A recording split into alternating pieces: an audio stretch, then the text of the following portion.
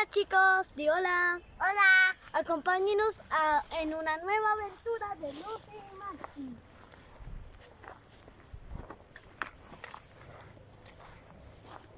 Ustedes ya conocían este bosque, pero quisimos darle otra vuelta por aquí.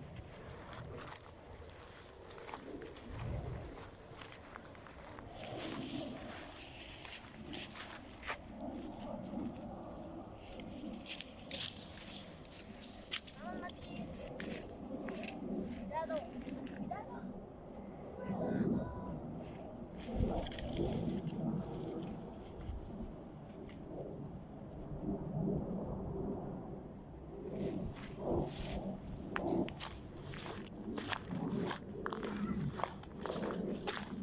Ayúdame.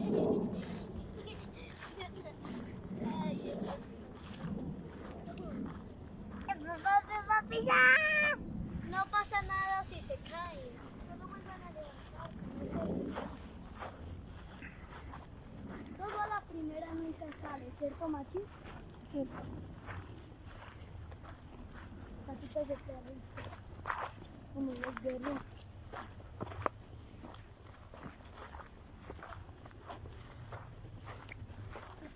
Mira el cielo. El cielo está azul. Mira el cielo está azul. Ya que tiene que estar haciendo un calor.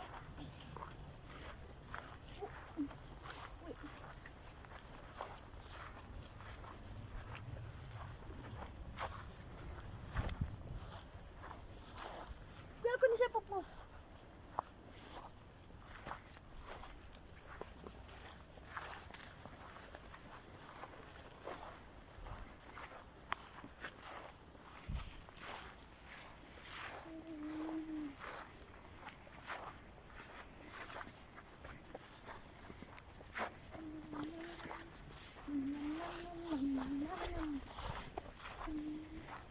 Ya casi estamos llegando, lejos. Sí.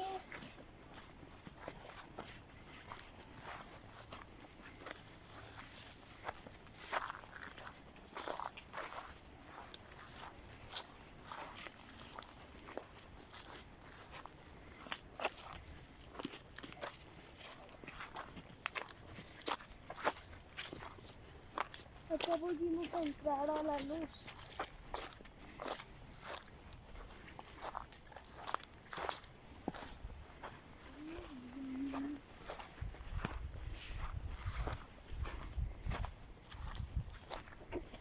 Ay, yo quise zapatos.